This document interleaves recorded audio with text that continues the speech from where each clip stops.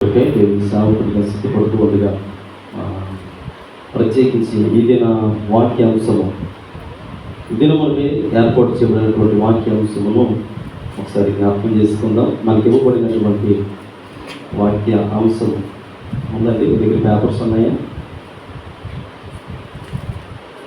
ఇవ్వబడినటువంటి పేపర్స్. అమ్మ రెండవ దిన అంశం ఏంటి?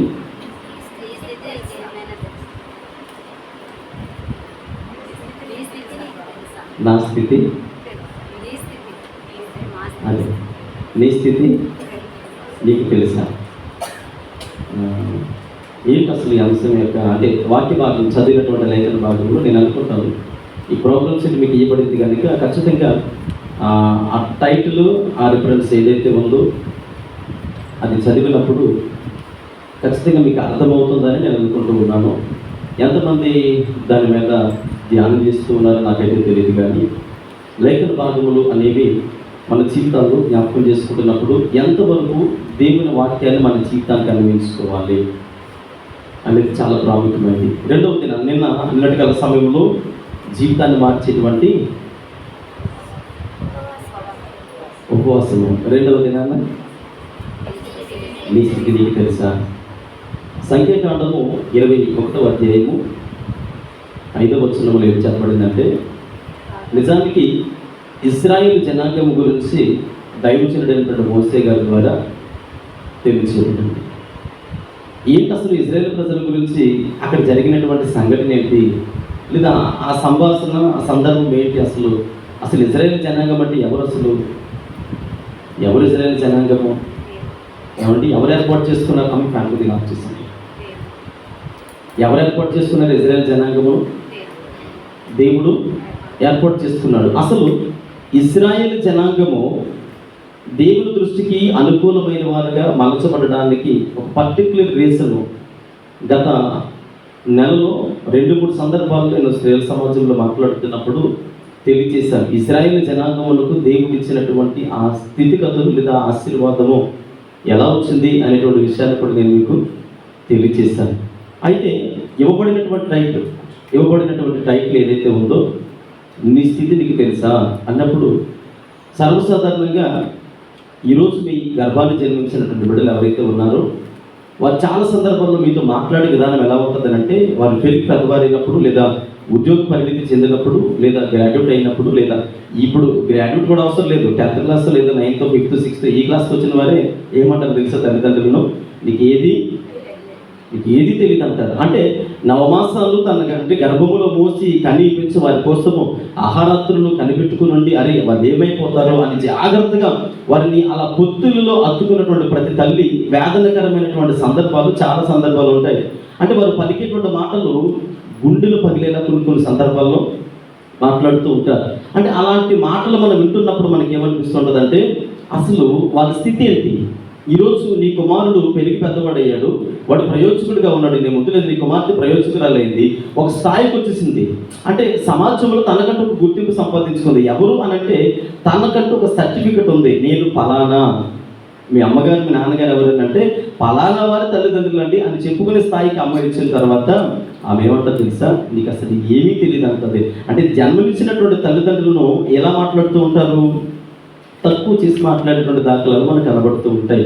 అంటే నిజానికి వారు మీ పొత్తులలో ఉన్నప్పుడు లేదా వారు మీ గర్భంలో ఉన్నప్పుడు మీకు వచ్చినటువంటి జ్వరమును బట్టో లేదా మీకు వచ్చిన అనారోగ్యమును బట్టో మీకు వచ్చినటువంటి అనేక పరిస్థితులు చాలా సందర్భాల్లో డాక్టర్ ఏం చెప్తాడంటే, మీరు ఎడమవైపే పడుకోవాలండి అంటారు. గర్భంలో బిడ్డున్నప్పుడు తల్లి ఎడమవైపు పడుకోవాలండి, మీరు అటు ఇటు ఒత్తికెళ్ళకూడదు అని చెప్పినప్పుడు ఆ తల్లి కష్టమైనప్పుడు నీ కాళ్ళు తిమిరెక్కిపోతున్నా, ఈ షోల్డర్ అంతా తిమిరెక్కిపోతున్నా ఏ వైపు పడుకుంటుంది? ఎడమవైపు పడుకుంటుంది. ఎందుకో తెలుసా? సర్లే లోపల ఉన్న బిడ్డ ఎలా పోతే నాకెందుకు, ముందు నా సేఫ్టీ నేను చూసుకోవాలి కదా అని ఏ తల్లి ఆలోచిస్తుందా? ఆలోచించదు. తన సుఖాన్ని సైతం మరిచి తన ఆరోగ్యాన్ని సైతం మరిచి బిడ్డ శ్రేయస్సు కోరుకుంటుంది. గర్భం అంటే జన్మించేటువంటి సమయంలో, డెలివరీ సమయంలో తల్లి ఎలా ఆలోచిస్తుంది అంటే, నా ప్రాణం పోయినా పర్వాలేదు, నా బిడ్డకి నేను జన్మనివ్వాలి. తన జీవితాన్ని సైతం త్యాగం చేస్తుంది. తన అందాన్ని, తనకున్నటువంటి బలమును సమస్తమును త్యాగం చేసి ఆ బిడ్డ తన పొత్తుల్లోకి రాగానే పట్టుకున్న ముద్దులాడుతూ తల్లి ఎంత ముచ్చటపడుతుందనంటే, ఇంత కష్టపడిన తర్వాత వాడు పెరిగి పెద్దోడైన తర్వాత ఏమంటాడంటే, నీకేం తెలుసని నా గురించి మాట్లాడు, నీకేం తెలుసని నాకు చెబుతున్నావు అంటాడు. ఒకవేళ ఆ తల్లి ఆ చేతుల్లో బిడ్డని అలా జారవిడిస్తే ఆ తల్లికి ఏం తెలుసో అప్పుడు అర్థమవుతుంది. నేను ఎందుకు ఈ మాట మీకు తెలియజేస్తానంటే, నిజానికి ఇజ్రాయెల్ జనాంగం యొక్క స్థితిగతి అంతా కూడా ఒక చంటి బిడ్డ మనస్తత్వం లాంటిది. ఇజ్రాయెల్ ప్రజలు ఐగుప్తులో బానిసలుగా ఉంటూ ఉన్నారు. ఐగుప్తులో వారి జీవితాలను దాస్యపు కాడి కింద నలిగిపోతూ ఉన్నారు. అలాంటి సందర్భంలో వారు ప్రార్థన చేస్తారట, ఏడ్చారు. గత రాత్రికాల సమయంలో నేను మీకు జ్ఞాపకం చేస్తాను. అంటే ప్రార్థన చేస్తూ మూలుగుతూ ఏడుస్తూ ప్రార్థన చేస్తూ ఉంటే దేవుడు వారి ప్రార్థన ఆలకించాడు.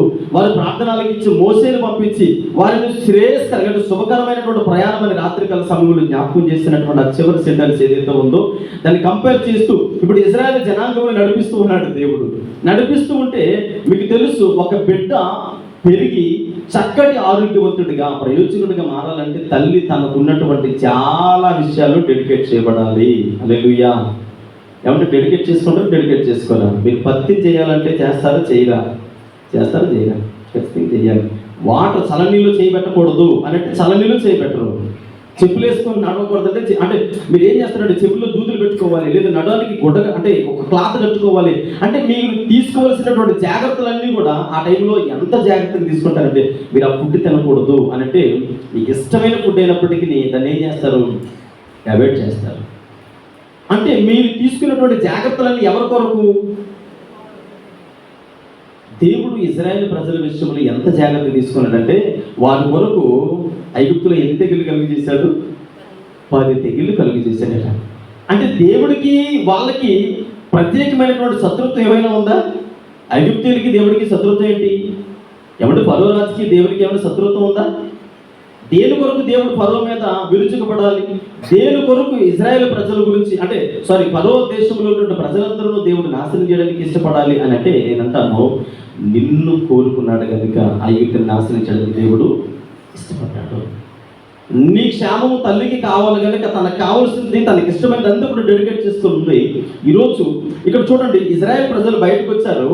బయటకు వచ్చిన తర్వాత దేని కొరకు ఏడ్చి ప్రార్థన చేశారు? ఇజ్రాయెల్ ప్రజలు ఐగుప్తులో ఉన్నప్పుడు దేని కొరకు ఏడ్చి ప్రార్థన చేశారు? ఏడ్చి ప్రార్థన చేశారు అసలు మూలుగులతో ప్రార్థన చేశారట. అయ్యా, ఈ భారభరితమైనటువంటి ఈ కాడి కింద మేము నలిగిపోతున్నాం. ఫరో మా మీద చాలా బరువు ఉంచుతున్నాడు, అయ్యా చాలా భారం ఉంచుతూ ఉన్నాడు. సరైనటువంటి తిండి లేదు, శుభకరమైనటువంటి అంటే ఆరోగ్యాలు లేవు. మా పిల్లలతో భార్యలతో కుటుంబాలతో నలిగిపోతూ ఉన్నాం. ఎన్ని సంవత్సరాలుగా నలిగిపోతూ ఉన్నాము? 400 సంవత్సరాలుగా నలిగిపోతున్నాం. అసలు 400 సంవత్సరాలు బానిసత్వానికి ఎందుకు వెళ్ళారో తెలుసా? ఎందుకని? ఏమంటే ఇజ్రాయెల్ ప్రజలు 400 సంవత్సరాలు బానిసత్వానికి ఎందుకు వెళ్ళారు? ఎందుకు వెళ్ళారు? ఒక వ్యక్తి యొక్క ఒళ్ళు బద్ధకం వల్ల. అమ్మ మీకు అర్థమవుతుందన్నమాట. ఒక వ్యక్తి యొక్క ఆయన ఆశామాస కలిగినటువంటి వ్యక్తి కాదు, విశ్వాస వీరుడు అంటే విశ్వాసులకు తండ్రి అని పిలువబడినటువంటి అబ్రహాము గారి యొక్క ఒక కునుకుపాటు. చాలా మంది ఏం చేస్తారంటే ఎక్కడ నిద్ర పట్టదు, ఏసీలో పడుకుని నిద్ర పట్టదు, కానీ దేవుని మందిరానికి రాగానే జోలపాటు పడినటువంటిది హాయిగా కోమలోకి వెళ్ళిపోతారు. అబ్రహాము గారు చిన్న కునుకుపాటు. ఆదికాండము 15వ అధ్యాయంలో చూస్తే అక్కడ ఏమని రాయబడిందంటే 7వ వచనం అనుకుంటాను. ఆదికాండము చూడండి 15వ అధ్యాయం 7వ వచనం అనుకుంటాను. మరియు ఆయన నీవు ఈ దేశమును స్వతంత్రించుకున్నట్లు దాన్ని నీకిచ్చుటకు కల్దీల ఊరను పట్టణములో నుండి నిన్ను యువతలకు తీసుకుని వచ్చి యెహోవాను నేనే అతడు చదవండి. యెహోవా నేను దీన్ని స్వతంత్రించుకొని ఎలా తెలుసుకోగలను? 3 ఏండ్ల పెయ్యను, మేకను, పొట్టేళ్లను, ఒక తెల్ల గువ్వను, పావురపు పిల్లను చెప్పగా అవన్నీ తీసుకొని వాటిని నడుమునకు ఖండించి ఎదురుగా ఉంచి జాగ్రత్తగా వినండి. పక్షులను అతడు ఖండింపలేదు. చదవను. గ్రద్దలు ఆ కళేబరముల మీద వాలినప్పుడు త్రోలివేసెను. ప్రొద్దుగుక్కినప్పుడు గాఢ నిద్ర పట్టెను. ఆ కింద వచ్చిన చదవను. భయంకరమైన కటిక చీకటి కమ్మగా ఆయన నీ సంతతి వారు. దేవుడు చూడండి 7వ వచనంలో దేవుడు వాగ్దానము, ప్రమాణము, దీవెన అన్ని ఇచ్చాడు. ఇక్కడ 13వ వచనం అనుకుంటాను. అక్కడికి వచ్చేటప్పటికి ఏం చెప్తారమ్మా? నీ సంతతి వారు తమది కాని పరదేశములో నివసించి ఆ దేశపు వారికి ఎన్ని వందల సంవత్సరాలండి? 400 సంవత్సరాలు. దేవుడు మాట ఇస్తే ఒక్క రోజైనా తప్పు చెప్పాడు దేవుడు? ఎన్ని రోజులు చెప్తున్నాడు దేవుడు? 400 సంవత్సరాలు పరదేశులుగా, బానిసలుగా ఉంటారు, దాసులుగా ఉంటారు. అంటే అబ్రహాము దేవుని యొక్క మాట, మీరు చూడండి ఆ సెంటెన్స్ మోసే గారు ఎంత చక్కగా రాస్తున్నారంటే, అన్ని ఖండించాడు, దేని తలకి దాని భాగం అలా ఉంచి పక్షులను మాత్రము ఖండించలేదు. పక్షులు ఒక దగ్గర ఉంటాయా? కొన్నిసార్లు మీరు చూడండి, పక్షులు వాటి గూళ్ళు విడిచి వెళ్ళిపోతూ ఉంటాయి, ఎక్కడెక్కడో తిరిగి వస్తూ ఉంటాయి. అంటే ఇశ్రాయేల్ ప్రజల జీవితంలో దేవుడు ఇచ్చేటువంటి ఆశీర్వాదాలు వెంటనే 7వ వచనంలో ప్రమాణం చేశాడు, దీవించాడు, వాగ్దానం చేశాడు. 14వ వచనం దగ్గరికి వచ్చేటప్పటికి వెంటనే అసలు కనీసం వారి జీవితాలలో వారి స్థితిగతులు ఏంటనేది మనం జ్ఞాపకం చేసుకుంటాం. ఈనాడు మన జీవితాల్లో కూడా ఏం చేస్తుంటామంటే, దేవుని సన్నిధిలో దేవుని బిడ్డలమే, దేవుడు ఆశీర్వదించి కనీసం ఒక క్షణం కూడా అవ్వదు, ప్రార్థన చేసి కనీసం ఒక 5 నిమిషాలు అవ్వదు, దేవుని మందిరానికి వచ్చి 2 నిమిషాలు అవ్వదు, మళ్ళీ వెనువెంటనే మన జీవితాలలో దేవుని యొక్క అంటే ఆ యొక్క కోపాన్ని మనము తెచ్చుకునేవారిగా ఉంటాము. అబ్రహాము విశ్వాసులకు తండ్రి అని పిలువబడేటువంటి వ్యక్తితో దేవుడు అంటాడు, అబ్బాయి గాఢ నిద్రగా కలిగింది కదా, గాఢ నిద్ర. దేవుడు చెప్పినటువంటి క్రమాన్ని విడిచి అబ్రహాం గారు ఆ చిన్న మిస్టేక్ వలన ఎన్ని సంవత్సరాలు బానిసత్వానికి వెళ్ళిపోయారు అంటే, నేను అంటాను, దాచితే దాగేది కాదు, లేదంటే మనం చేసేది మన పిల్లల మీదకి వచ్చేటువంటి పరిస్థితులు. ఈ విషయాన్ని చూస్తే మనకు అర్థమవుతుంది. అబ్రహాం ఉన్నాడు 400 సంవత్సరాలు ఐగుప్తులో, 400 సంవత్సరాలు భరించాడు. ఎవరు భరిస్తూ ఉన్నారు ఇప్పుడు? వారి పెద్దలు, అంటే వారి పిల్లలు భరిస్తూ ఉన్నారు. ఈరోజు మనం అనుకుంటా మనం చేసేది మనకి పర్లేదంటే బాగానే గడిచిపోతుంది అన్నట్టు. కానీ మీ పిల్లల జీవితాల్లో 400 సంవత్సరాలు. ఓకే, ఇప్పుడు 400 సంవత్సరాల తర్వాత వాళ్ళు ఏం చేస్తూ ఉన్నారు? దేవుడు మోసేని పంపించి విడుదల చేసి బయటకు తీసుకొని వస్తూ ఉన్నాడు. బయటకు తీసుకొని వస్తూ ఉంటే ఇప్పుడు చదవండి, సంఖ్యాకాండము 5వ వచనం, 21వ అధ్యాయం 5వ వచనం. వారు ఏమని మాట్లాడతారు? కాగా ప్రజలు దేవునికి మోషేకును విరోధముగా మాట్లాడి ఈ అరణ్యములో చచ్చుటకు ఐగుప్తులో నుండి మీరు మమ్మును ఎందుకు రప్పించితిరి? చాలండి, ఒక్కసారి ఈ వచనాన్ని కూడా చదువుతాం. ఎందుకు రప్పించితిరి అన్న సెంటెన్స్ అలా ఉంచండి. నిర్గమకాండము 6వ అధ్యాయం 5వ వచనం చదవండి ఒక్కసారి. నిర్గమకాండము 6వ అధ్యాయము 5వ వచనము. ఐగుప్తీయులు దాస్యములో విని ఏ నిబంధనను ఆనాడు అబ్రహాముతో చేసిన నిబంధనను జ్ఞాపకం చేసుకుని, చూడండి, మూలుగులు అంటే మీకు తెలుసు, చాలా సందర్భాల్లో మనకు వచ్చేటువంటి ఆ దుఃఖము బయటికి చెప్పుకోలేక, దుఃఖముతో మాటలు బయటికి రాక ఏడ్చి అలసిపోయి అలా ఉంటుంది. ఇంకా నా జీవితంలో నేను విడుదల పొందలేను. ఇజ్రాయెల్ ప్రజల జీవితంలో వారు తెలుసుకున్నది అదే. ఇక మా బ్రతుకులైతే 400 సంవత్సరాలుగా ఐగుప్తులో మగ్గిపోతూ ఉన్నాము, 400 సంవత్సరాలుగా వీళ్ళ కింద బానిసలుగా మేము బ్రతుకుతూ ఉన్నాము.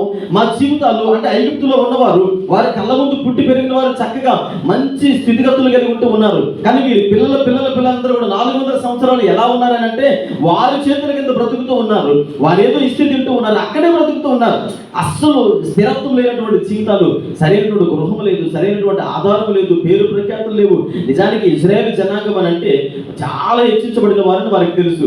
కానీ శత్రు దేశంలో ఎలాంటి బ్రతుకుతున్నారంటే, దానియేలు వలె సింహాసనం మీద కూర్చోలేదు, యోసేపు వలె వారికి మంచి పేరు ప్రఖ్యాతులు రాలేదు, కానీ బానిస బ్రతుకుతున్నారట.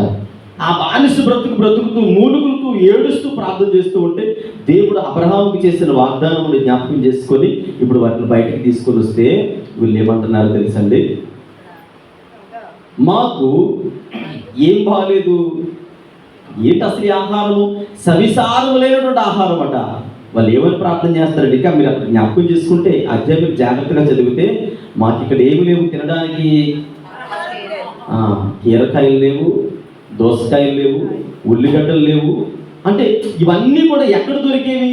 నిజానికి దేవుడు శ్రేయస్కరమైన ఆశీర్వాదకరమైన మన్నా నుంచి పోషిస్తూ ఉన్నాడు. పూరులకు మాంసం ద్వారా పోషిస్తూ ఉన్నాడు దేవుడు.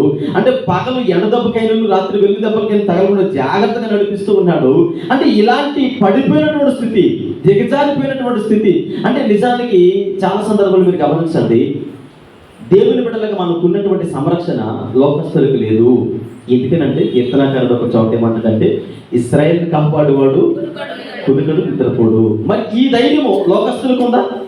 ఈ ధైర్యము, ఈ భరోసా లోకస్తులను అడగండి మీరు. ఏమండి, మనశ్శాంతి లేదండి, నెమ్మది లేదండి, సంతోషం లేదండి, సమాధానం లేదండి, అసలు ఏంటో నేను ఎంత సంపాదించినా అది ఎక్కడికి వస్తుందో అర్థం కావడం లేదండి. నేను అంటాను, రోజుకి 100 రూపాయలు సంపాదించినా లేదు 50 రూపాయలు సంపాదించినా ఎంత చక్కటి జీవితాన్ని దేవుడు ఇస్తున్నాడంటే, ఉన్నా లేకపోయినా, ఒక పూట తిన్నా తినకపోయినా దేవుని సన్నిధిలో కుటుంబంతో సంతోషించే జీవితాలు దేవుడు మీకు ఇచ్చాడు. ఎందుకంటే మిమ్మల్ని కాపాడేవాడు కునుకడు నిద్రపోడు. ఇశ్రాయేలీలు ఇవన్నీ మర్చిపోయారు. 400 సంవత్సరాలు బానిస బ్రతికి విసిగిపోయిన వారు ఇప్పుడు దేవుడు గెద్దరెక్కల మీద ఎక్కించుకున్నట్లుగా వారిని చక్కగా తీసుకుని వస్తూ ఉంటే వీళ్ళు ఏమని ప్రార్థన, ఏమని తిరుగుబాటు చేస్తారంటే, ఏమయ్యా మమ్మల్ని ఏం చేద్దామని తీసుకొచ్చారు, ఈ అరణ్యంలో చంపేద్దామని తీసుకొచ్చారా అని. అంటే చాలా సందర్భాల్లో మనం కూడా ఏమనుకుంటామంటే, దేవుని సన్నిధానం మనకు చాలా సంవత్సరాల నుంచి వస్తున్నానండి, దాదాపుగా మరి మేము 3-4 తరాల నుంచి దేవుని సన్నిధికి వస్తున్నాం, కాకపోతే మరి ఏంటో నాకు అర్థం కావట్లేదు, కానీ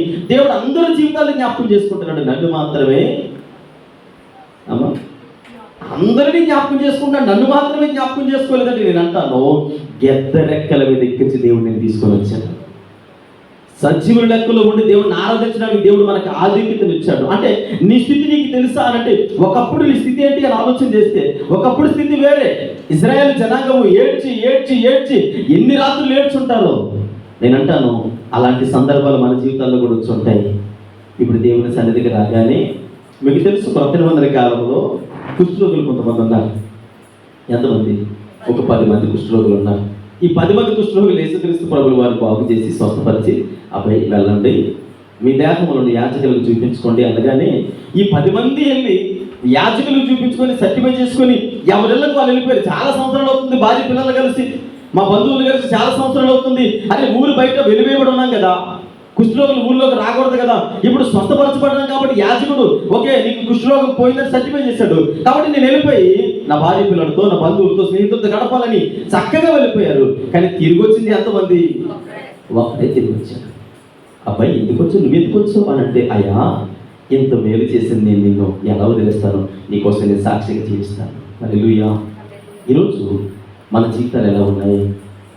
నీ స్థితిలో కూడా ఏడ్చినటువంటి దాఖలా ఈ 10 మంది యేసుప్రభువు స్వస్థపరిచినటువంటి సందర్భం నుంచి మనకు పరిచయం అవుతున్నారు. కానీ అంతకుముందు ఎన్ని రాత్రులు ఏడ్చుంటారు, ఎన్ని రోజులు బాధపడి ఉంటారు. నిజానికి ధర్మశాస్త్రం ప్రకారంగా కుష్ఠరోగులైన వారు ఊరికి వెళ్ళిపోతు ఉండాలి.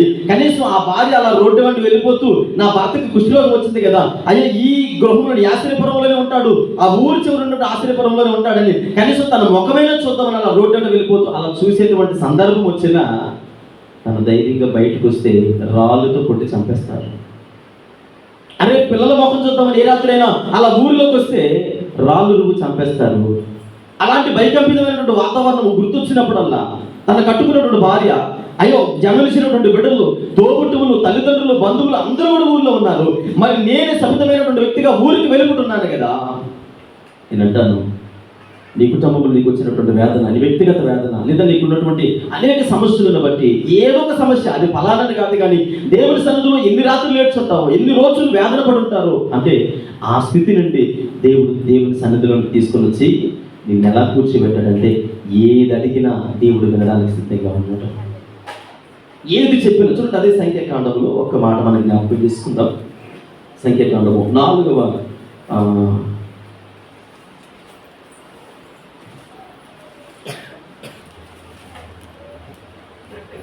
అమ్మా 3వ వచనం చదవండి. 21వ అధ్యాయం. ఎలాంటి వారితో దేవుడు ఏ విధమైన పరిస్థితులు ఉన్నాయి? యెహోవా ఇశ్రాయేలీల మాట ఆలకించి, చాలండి, ఎవరి మాట ఎవరింటూ ఉన్నారు? ఏమండి, ఎక్కడో కుష్ఠరోగంతో ఊరు వెళ్ళిపోతున్నటువంటి వ్యక్తి వచ్చి, అయ్యా నీకు ఇష్టమైతే ఎవరితో మాట్లాడుతున్నాడు తెలుసండి? ఒక కుష్ఠరోగి ఊరి నుంచి, కుటుంబం నుంచి వెలువేయబడినటువంటి ఒక వ్యక్తి ఊరు వెళ్ళిపోతుంటే, యేసుక్రీస్తు ప్రభువుల వారు వెళుతూ ఉంటే, అయ్యా నీకు ఇష్టమైతే అని అడుగుతూ ఉన్నాడు. ఈ రాత్రికాల సమయంలో ఇక్కడ కూర్చున్న మీరు కూడా, అయ్యా నీకు ఇష్టమైతే నా కుటుంబాన్ని లేదా నా వ్యక్తిగత జీవితాన్ని, నా బ్రతుకును నీ సన్నిధిలో ఒక్కసారి జ్ఞాపకం చేసుకుంటావని అనేక సందర్భాలలో ప్రార్థించినటువంటి దాఖలాలు ఉన్నాయి. నేనంటాను, నీ మాట వినకుండా పోవడానికి ఆయన మనుషుడు కాదు. హల్లెలూయా. ఒకవేళ మనుషుడైతే నువ్వు నాతో మాట్లాడొద్దు, నువ్వు నాకేం చెప్పొద్దు అనొచ్చు. ఇంకొక మాట, నేను కొంచెం ముందుకు వెళితే ఆ మాట మీకు తెలుసు, చెవులుండయో వాటి గురించి మనకి అనవసరం అనుకోండి. అయితే నేను చెప్తూ ఉన్నాను, ఆయన ఎలాంటి వాడనంటే మనం ఎవరమైనా ఎలాంటి వారమైనా మనం అడిగితే మాట్లాడేటువంటి దేవుడు. ఇజ్రాయేలీల మాట ఎవరన్నారట? ఎవడు దేవుడు మనుషుడు మాట వింటాడా? ఈరోజు పిల్లలు ఉన్నారనుకోండి, మరి బాబుకు షాప్కి వెళ్ళి పాలు ప్యాకెట్ దారంటే నాకు బోర్డు పనులు నేను వెళ్ళి తెచ్చుకుంటాను. ఏ పనులు ఉన్నాయి? పిల్లలండి, నవమాసాలు కనిపించినటువంటి తల్లిదండ్రులు కొద్దిగా షాపు దగ్గరికి వెళ్ళి పాలు ప్యాకెట్ తెచ్చి పెడతావా అని అంటే ఏమంటారు తెలుసా? బోలెడు పనులు ఉన్నాయి. గర్భాలు పుట్టినటువంటి పిల్లలే మాట్లాడరు. అలాంటిది సర్వలోక చక్రవర్తి, సర్వ సృష్టికి కారణమవుతుందట. ఇజ్రాయేల్ ప్రజలు మాట్లాడితే, అయ్యా ఇదిగో ఎదోమీయులు ఉన్నారు కదా, ఇక్కడ ఎదోమీయులు మాకు చాలా ఇబ్బందికరంగా ఉన్నారయ్యా, వారు మమ్మల్ని చాలా డిస్టర్బ్ చేస్తూ ఉన్నారు అని ఇజ్రాయేల్ ప్రజలు దేవుడికి చెప్పారట. ఏమిటి దేవుడికి అంత తీరుబాటు ఉందంటారా? మనలాంటి వారి మాట వినడానికి దేవుడికి ఏ పని పాటు లేదా? ఏమంటే కొంతమంది అంటారు, ఏమంటే రాలేదేమి సార్, చాలా పనులు ఉన్నాయండి, ఎక్కడికి రాలేదని అంటారు. దేవుని మాట వినడానికి మనకు సమయం లేదు, కానీ మన మాట వినడానికి ఎవరికి సమయం ఉంది? మన స్థితి ఏంటో మనకి తెలుసు. అందుకే నేను ఈ సందర్భానికి ఎందుకు ఆ టైటిల్ పెట్టానంటే, నీ స్థితి నీకు తెలుసానంటే నా స్థితి ఏంటో నాకు తెలుసు. ఇప్పుడు దేవుడి ముందు నిలబడిన తర్వాత నేను దేవుడితో మాట్లాడేటప్పుడు దేవుడికి నేను చెప్పాను అవసరం, అయ్యా నా పరిస్థితి ఇది, నా కుటుంబ పరిస్థితి ఇది, నా పిల్లల పరిస్థితి ఇది, నా సంఘ పరిస్థితి ఇది అంటే నేను చెప్పేటప్పుడు దేవుడు ఏమంటాడు తెలుసా? నీ స్థితి నీకు తెలుసా? అసలు ఏమంటే నీ స్థితి నీకు తెలుసా అంటే, అందుకని దావీదు ఏమన్నట్టు ఒక చోట ఏమని దావీదు ప్రార్థన చేస్తానంటే, నేను నా తల్లి గర్భమందు రూపింపబడక మునిపే నా స్థితిగతులు ఎరిగినటువంటి దేవుడు. హల్లెలూయా. మన స్థితిగతులు ఏంటో ఎరిగినటువంటి దేవుడు ఏమంటాడు తెలుసా? నీ స్థితి నీకు తెలుసా? నా స్థితి ఏంటో దేవునికి చెప్పుకోగలగాలి కదా. ఈరోజు దేవుని సన్నిధిలో కూర్చున్న నీవు ఏ స్థితిలో పిలువబడ్డావు? ఏ స్థితిలో నుంచి దేవుని సన్నిధికి వచ్చి ఇప్పుడు ఏ స్థితిలో ఉన్నావు? ఏ స్థితిలో ఉన్నావు? ఏ స్థితిలో ఉన్నావు? దేవుని సన్నిధానంలో ఆయన రక్తంలో కడగబడినటువంటి మనము ఏ విధముగా దేవునికి అనుకూలంగా ఉన్నాము? లేదంటే భక్తులైనటువంటి దావీదు గురించి గత రాత్రికాల సమయంలో జ్ఞాపకం చేశాను. ఏ స్థితిలో పిలువబడ్డాడు? ఎక్కడో కప్పు కొట్టేటువంటి బట్టలతో చిన్న స్టిక్ పట్టుకొని అరణ్యంలో గొర్రెలు మేపుకునేటువంటి దావీదుని దేవుడు అన్నాడు, అబ్బాయి నాకు వాడే కావాలనగానే పిలుచుకొని వచ్చాడు. పిలుచుకొచ్చిన తర్వాత వీడు నాకు కావాలి, ఎంత అందంగా ఉన్నాడు చూడు, అందరూ కంపు వాసన వస్తుంది, గొర్రెలు వాసన వాడి దగ్గర అంటే అభిప్రాయం లేదు, నాకు ఎంత చక్కగా ఉన్నాడు, సుందరుడు, రూపసుడు, అందగాడు, అది ఇదని దేవుడు పొగిడేస్తూ ఉంటే కడుపు రగిలిపోతుంది. ఎవరికి? మిగిలినటువంటి అందరూ కడుపు రగిలిపోతుంది. వాడంతగాడు ఏంటండి, చిరిగిపోయిన గొడ్లతో ఉన్నాడు, చిన్న కర్ర పట్టుకుని అడుగులోంచి గొర్రెలు కంపుతో వచ్చాడు కదా, వాడంతగాడు ఏంటంటే నాకు వాడే కావాలి. అలాంటి స్థితిలో పిలుచుకున్నటువంటి దావీదుని తీసుకెళ్ళి ఎక్కడ కూర్చోబెట్టాడు? సింహాసనం మీద కూర్చోబెడితే కళ్ళు నెత్తికి ఏం చేశాడు? గత రాత్రికాల సమయంలో చెప్పాను, నాతాను పంపించి అబ్బాయి స్థితిగతులు బాగోలేదు అనగానే వెంటనే తన స్థితి తను తెలుసుకోగలిగాడు. నేనంటే ఈ రాత్రికాల సమయంలో నీ స్థితి ఏంటి? దేవుడు మన జీవితాన్ని దర్శిస్తున్నప్పుడు ఖచ్చితంగా మన స్థితిగతులను సరిచేసేటువంటి దేవుడు. ఇజ్రాయేల్ ప్రజల ప్రార్థన జీవితం ఏమై ఉండాలంటే, ఆయన ఇచ్చినా ఇవ్వకపోయినా, ఆయన పెట్టినా పెట్టకపోయినా, అంటే వారి జీవితాల్లో ఈ 400 సంవత్సరాలు భరించినటువంటి భారం ఏదైతే ఉందో ఆలస్యమవుతుంది, ఇబ్బందికరంగా ఉంది, కానీ పర్వాలేదు. దేవుడికి ఏం చెప్పాలి తెలుసా? యెహోషువ చెప్పినట్లుగా, అయ్యా ఏం పర్వాలేదు, ఎంతకాలమైనా నేను నిన్ను సేవిస్తానయ్యా, ఎంతకాలమైనా నేను భరిస్తానయ్యా, ఎంతకాలమైనా నీ సన్నిధిలో నేను ఎదురు చూస్తానయ్యా. లేట్ అయినా పర్వాలేదు, ఆలస్యమైనా పర్వాలేదు, ఖచ్చితంగా నా కొరకు ఆశీర్వాదకరమైన పిల్లలు దాచి ఉంచావు అనేటువంటి విశ్వాసాలుగా మనం ఎప్పుడైతే ఉంటామో మన స్థితిని గుర్తెరిగిన వారిగా ఉంటాము. ఎవరు మర్చిపోయారు? ఇశ్రాయేల్ ప్రజలు మర్చిపోయారు. కీర్తనాకారుడు ఒక చోట ఏమని చెప్తాడంటే, వారిని ఎంత చక్కగా పోషించారు తెలుసా, వారికి ఏ గొదువు రాకుండా చూసుకున్నానయ్యా, వారికి ఏం కావాలంటే అవి నేను తీసుకొచ్చి పెట్టాను, కానీ వారు నన్ను మర్చిపోయేది అనేటువంటి మాట. చూడండి, ఒక్కసారి మాట నేను మీకు పరిచయం చేస్తాను. ఒక్కసారి మాట మనం జ్ఞాపకం చేసుకుందాం. కీర్తన 78 కీర్తన భాగము 43వ చరణం చదువుకుందాం. 78 కీర్తన భాగము 40. ఐగుప్తులో తన సూచక క్రియలను షోయను క్షేత్రమందు తన అద్భుతములను ఆయన చూపిన దినమున వారు జ్ఞప్తికి తెచ్చుకొనలేదు అని మాట్లాడుతున్నారు. అంటే ఐగుప్తులో వీరు పక్షంగా దేవుడు చేసినటువంటి కార్యాలను ఏం చేశారట? మనము దినదినము సంవత్సరాల తరబడి దేవుని సన్నిధిలో వెళ్తున్నాము కనుక దేవుడు చేసినటువంటి మేలులన్నీ కూడా మరుగున పడిపోతూ ఉంటాయి. వాటిని మర్చిపోతూ ఉంటాం. మర్చిపోయి మళ్ళీ మనం ఏం మాట్లాడుతుంటామంటే, దేవుడు నా జీవితంలో ఏమీ చేయలేదు. నేను అంటాను, ఏమీ చేయకపోవడం కాదు, సజీవుల లెక్కలో మనల్ని ఉంచడమే ఆయన చేసినటువంటి మేలు. హల్లెలూయా. ఆ ధన్యత అనేకులు లేకుండా పోతూ ఉంది. సజీవుల లెక్కలో మరి గతించినటువంటి సంవత్సరంలో ఉన్నవారు ఈ సంవత్సరంలో మన మధ్యలో లేదు, కానీ మనమైతే సజీవుల లెక్కలో దేవుని ఆరాధించగలుగుతాం. ఇశ్రాయేలు ప్రజలు అది గుర్తించగలిగిన నాడు ఖచ్చితంగా వారి స్థితిగతులు తెలిసి ఉండేది. నిజానికి మనుషుడిగా చాలా సందర్భాల్లో చూడండి, మనం కొంతమంది దగ్గర మేలు పొందుకున్న తర్వాత ఒక మంచి లైఫ్లో బాగా సెటిల్ అయిపోయిన తర్వాత ఒక మంచి ఆడి కార్ వేసుకొని వచ్చిన తర్వాత మనకు సహాయం చేసిన వ్యక్తి ఎక్కడో పల్లెటూరులో ఉన్నాడు, సైకిల్ దొక్కుని వస్తాడు లేదా బైక్ వేసుకొని వస్తున్నాడు. మనం ఆ కారులో దిగిన వెంటనే హలో అన్నాం అనుకోండి, బాబు బాగున్నావా అని దగ్గరికి రాదు, కొంచెం దూరంగా డిస్టెన్స్ మెయింటైన్ దూరంగా మాట్లాడు, దగ్గరకు చేస్తాడు మాస్టర్ మాట్లాడుతుంది. అంటే ఇప్పుడు ఈయన ఏ రేంజ్లో ఉన్నాడు? సూటు కూటేసుకొని ఆడికారులు దిగాడు కనుక ఇప్పుడు సహాయం చేసిన వ్యక్తి ఏమంటూ ఉన్నాడు? మీద పడుకోక దూరంగా మాట్లాడు. అంటే దేవుడు సహాయం చేసినటువంటి ఆ సహాయం ఇజ్రాయేల్ ప్రజలు ఏం చేస్తూ ఉన్నారు? మర్చిపోతూ ఉన్నారు. జ్ఞప్తికి రావడం లేదు. అంటే మర్చిపోయి వారు ఏం మాట్లాడుతున్నారంటే, సవిసారం లేనటువంటి ఆహారము, అసలు టేస్ట్ లేనటువంటి ఆహారం ఎందుకయ్యా మాకు? అరణ్యంలో చంపడానికి తీసుకొచ్చావా? నేను అంటాను, నీకు ఇచ్చే ఆహార విషయంలో దేవుడు ఎన్ని ప్లానింగ్స్ కలిగి ఉన్నాడు. నీకు ఇచ్చే ఆహారం కొరకు ఎన్ని సంవత్సరాలు ప్రయాసం దేవుడు నీ పట్ల ప్రణాళికలు కలిగి ఉన్నాడు. నిన్ను ఒక మంచి స్థితిలో నిలబెట్టడానికి నీ కొరకు దేవుడు ఎన్ని ప్రణాళికలు సిద్ధపరిచాడు. ఆయన చిత్తము, ఆయన యొక్క ప్రణాళిక లేకుండా ఈరోజు మనం దేవుని సన్నిధిలో లేమో. మనకంటే గనులు శ్రేష్ఠులు అనేకులు లోకంలో ఉన్నారు, వారికంటే శ్రేష్ఠులు కామా? దేవుణ్ణి ప్రశ్నించే ముందు, అయ్యా నా జీవితంలో ఏమేమి చేయడం లేదయ్యా, నా జీవితంలో అసలు నన్ను ఎందుకు పిలుచుకున్నావు? ఇంకా భయంకరమైన మాటలు ఏంటంటే కొంతమంది ఏమంటారంటే, నన్ను చంపేసిన బాగుండు, నేను చచ్చిపోయిన బాగుండు, ఎందుకు జీవితము? చచ్చిపోతే బాగుండు కదా. ప్రభువా వీలైతే నన్ను ఏం చేయాలి? తీసుకెళ్ళిపో ప్రభువా, ఈ జీవితము ఎవరికి ఉపయోగం లేని జీవితం, ఎందుకే జీవితం? నేను చచ్చిపోతే బాగుండు కదా అంటే దేవుని ప్రణాళికలను తప్పుద్రోవ పట్టించడానికి మన అర్హులని, దేవుని యొక్క ఆజ్ఞలను, ఆయన కట్టడలను నిర్దేశించడానికి, అయ్యా మీరు ఇలా చేయండి అని చెప్పడానికి మనం అర్హులము కాదు. ఆయన చిత్తము కొరకు తల వంచాలి. యేసుక్రీస్తు ప్రభుల వారే తల వంచాలి. అయ్యా నీ చిత్తమే అన్నారు తప్ప నా చిత్తాన్ని జరిగించన్నారా? అందుకని ప్రభుత్వ నిశ్చయం అంటారు, అయ్యా మా ఆలోచనలు వేరు, మీ ఆలోచన, మా తలంపులు వేరు, మీ తలంపులు వేరు. భూమికి ఆకాశములకి ఎంత ఎత్తుగా ఉన్నదో మీ యొక్క ఆలోచనలు ప్రణాళికలు అంత ఉన్నతముగా ఉన్నాయి. అంత ఉన్నతముగా కలిగినటువంటి దేవుడు మనం కలిగి ఉన్నాము కనుక ఎలా ప్రార్థించాలంటే, తండ్రి నీ చిత్తమే.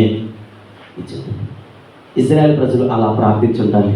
అక్కడ ఏం మాట్లాడుతున్నారంటే 5వ వచనంలో ఏమంటున్నారంటే, దేవుడు వారి మాట వినినప్పటికీ 5వ వచనంలో మాట్లాడుతున్నారు, సవిచారం లేనటువంటి ఆహారము మమ్మల్ని ఇక్కడ చంపడానికి తీసుకొచ్చారా? మిమ్మల్ని చంపడానికి దేవుడు తీసుకురాలి, దేవుని మందిరానికి మిమ్మల్ని ఆశీర్వదించడానికి తీసుకుని వచ్చారు. కాకపోతే 1 రోజు 2 రోజులు లేట్ అవ్వచ్చేమో కానీ మనల్ని అలా వదిలేసే దేవుడైతే మనల్ని కలువరి శిలువలో, అంటే మరణాపాయం నుంచి రక్షించడానికి, పాపమును చూడిపించడానికి కలువరి శిలువలో మన కొరకు యాగమైపోయినటువంటి దేవుడు అంటే ఆయన. పిల్లలు జ్ఞాపకం చేసుకోండి. ఇక్కడ మనం జ్ఞాపకం చేసుకుంటున్నప్పుడు మరొక మాట నేను మీకు జ్ఞాపకం చేస్తూ ఉన్నాను. చూడండి, రోమీయులకు రాసిన పత్రిక 5వ అధ్యాయం 11వ వచనాన్ని చదువుకుందాం. రోమీయులకు రాసిన పత్రిక. అంతేకాదు మన ప్రభు అయిన యేసుక్రీస్తు ద్వారా మనము దేవుని యందు అతిశయపడుచున్నాము. ఆయన ద్వారానే మనము ఇప్పుడు సమాధాన స్థితి పొంది ఉన్నాము. అందుకని మీకు చూడండి, టైటిల్ ఏంటంటే నీ స్థితి ఏంటి? నీ స్థితి ఏంటో తెలుసండి? సమాధాన స్థితి పొందుకునేటువంటి స్థితి. దేవునితో వాగ్వాదం చేసేది కాదు, దేవునితో పోరాడేది కాదు. మీరు అడగొచ్చు, ఎందుకు పోరాడకూడదండి? యాకోబు పోరాడి గెలిచాడు కదా అని అంటే, అలాంటి పోరాటం కాదు మనం పోరాటం చేసేది. ఎలాంటి పోరాటం తెలుసా అండి?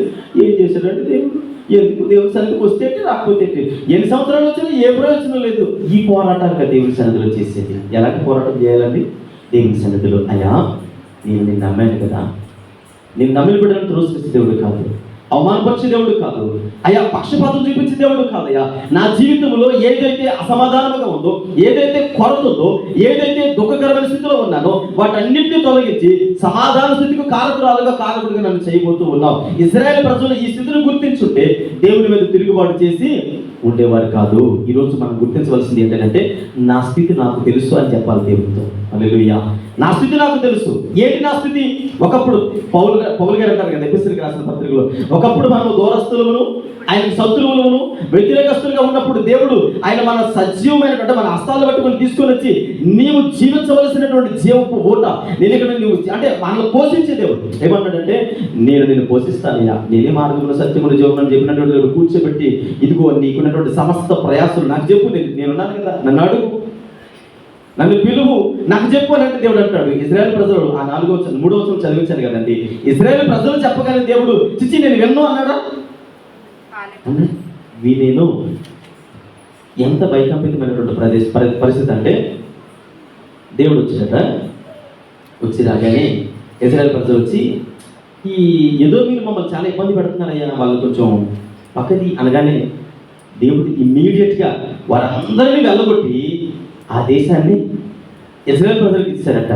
పిల్లల్ని జ్ఞాపకం చేసుకోండి, నీ జీవితంలో ఏ కొరత ఉందో, నీ జీవితంలో ఏ ప్రార్థన విజ్ఞాపన పట్టుకొని దేవుని సన్నిధిలో కనిపెడుతూ ఉన్నావు, ఏ అవసరతను దేవుని సన్నిధిలో ప్రయాసపడుతూ ఉన్నావు, ఏ కుటుంబం స్థిరపరచబడాలని దేవుని సన్నిధిలో ఇన్ని సంవత్సరాలుగా ఎదురు చూస్తున్నావో, ఆ సందర్భము దేవుని సేవకుడిగా తెలియజేస్తున్నాను. దేవుడు నీ జీవితంలో దేవునికరమైన స్థితిగా మార్చబోతూ ఉన్నాడు. అడిగిన వెంటనే ఏదో మీరు వెళ్ళగొట్టినటువంటి దేవుడు నీవు అడిగిన వెంటనే నీ జీవితంలో కొరతలను తీర్చడానికి సిద్ధంగా ఉన్నాడు. అయితే నీ స్థితి ఏంటో నీకు తెలుసుండాలి. ఆయన మీద తిరుగుబాటు చేసే స్థితి కాదు, సమాధానం వెతికే స్థితి కావాలి. అందుకని దేవుని సన్నిధిలో ఎలా ప్రార్థించాలంటే, అయ్యా నీ చిత్తమే, నేనేమైనాలో కేవలము నీ ప్రభువాన్ని. ఒక సందర్భం చెప్పేసి ముగించేస్తాను. చూడండి, భక్తుడైనటువంటి పేతురు గారు ఒకనొక సమయంలో జబదే కుమారులైనటువంటి వ్యక్తులను యేసుక్రీస్తు ప్రభుల వారి యోహాను సువార్తలో మనం జ్ఞాపకం చేసుకుంటాం. వారు ఏమన్నారంటే, ఇదిగో మీరు నేను వెంబడించండి అనగానే వలలు పట్టుకొని చేపలు పట్టుకొని కడుగుతున్నారు. వలలు కడుక్కుంటూ ఉంటే యేసుప్రభు వచ్చి, ఇదిగో మీరు రండి నన్ను వెంబడించండి అనగానే యేసుప్రభు వెనకత వెళ్ళిపోయారు.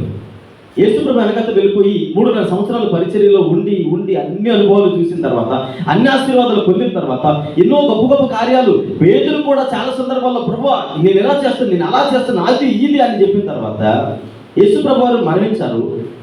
వీళ్ళు ఏం చేశారు తెలుసండి? ఒక్కొక్కడు భుజాన్ని వల్లేసుకొని పేతురు అంటాడు, నేను చేపలు పట్టడానికి వెళ్తాను, నాతో వచ్చేదెవడు అని అనగానే మిగిలిన వాళ్ళందరూ కూడా, పెద్దోడు నువ్వు వెళ్ళిపోతే మేము ఎందుకు రావని చెప్పేసి వాళ్ళు కూడా వల్ల పట్టుకొని వెళ్ళారు.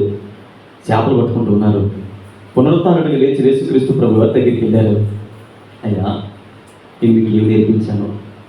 నేను మీరు ఏ స్థితిలో ఉన్నప్పుడు పిలిచాను? ఏ చేపలు పట్టుకున్నటువంటి కంపులో ఉన్నారో, ఏ దుర్వాసనలో ఉన్నారో అక్కడి నుంచి నేను పిలుచుకొచ్చాను కదా మిమ్మల్ని. పిలుచుకొచ్చి సువాసనలు వెదజల్లేటువంటి మనుషులను పట్టేటువంటి సేవకులుగా నేను మిమ్మల్ని తయారు చేస్తున్నాను కదా. అనేకులకు సాక్షాత్తుగా ఉండాలని ఈ 3.5 సంవత్సరాలలో నేను మిమ్మల్ని సిద్ధపరుచుకున్నాను కదా. మరలా ఏ కంపులో నుంచి వచ్చారో అదే కంపులోకి వెళ్ళిపోతున్నారు. ఏంటి నీ స్థితి? నీ స్థితి ఏంటి? ఆనాడు ఇశ్రాయేలు ప్రజలు అదే బ్రతుకుతూ ఉన్నారు. ఐగుప్తులో బానిసత్వంలో దాసత్వంలో ఉన్నటువంటి ఆ ఇశ్రాయేలు ప్రజలను దేవుడు తీసుకుని వచ్చి ఎద్ద రెక్కల మీద ఎక్కించుకొని చక్కగా తీసుకెళ్తూ ఉంటే, ఏంటయ్యా మాకు రుచి పసి లేనటువంటి ఆహారం పెడుతూ ఉన్నావు, ఇదేనా అని దేవుడిని ప్రశ్నించేటువంటి ఆనాడు ఇశ్రాయేలు ప్రజలు చూస్తూ ఉన్నాం. కొత్త నిబంధన కాలంలో 3.5 సంవత్సరాలు శిష్య బృందంలో మరి అత్యధిక పాత్ర పోషించినటువంటి పేతురు గారు, యోహాను, యాకోబులు వీళ్ళందరినీ చూస్తే ఏ కంపులో నుంచి అయితే వచ్చారు మరలా అదే కంపులోకి వెళ్ళిపోయి కూర్చున్నారు. ఇజ్రాయెల్ ప్రజలకు కూడా అంటారు, మరలా మేము ఐగుప్తు వెళ్ళిపోతేనే బాగుంది కదా, అక్కడే బాగుండేది. ఏ బానిసత్వంలో ఏ దాసత్వం నుంచి వచ్చారో అదే కోరుకుంటూ ఉన్నారు.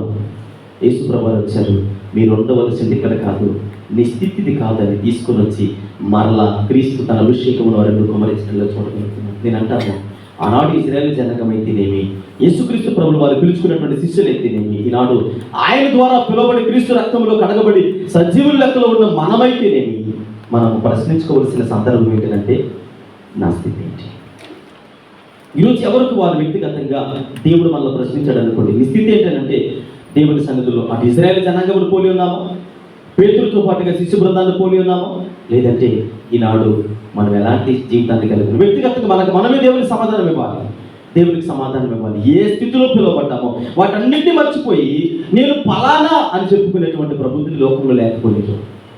ఎవరి ఓ భయంకరమైనటువంటి క్యాన్సర్ రోగంతో పిలువబడతారు, భయంకరమైనటువంటి మరి అనేక రకాలైనటువంటి బలహీనతలతో పిలువబడతాం, అనేక రకాలైనటువంటి ఇబ్బందుల నుంచి పిలువబడతాం, ఆర్థిక సమస్యల నుంచి పిలువబడతాం.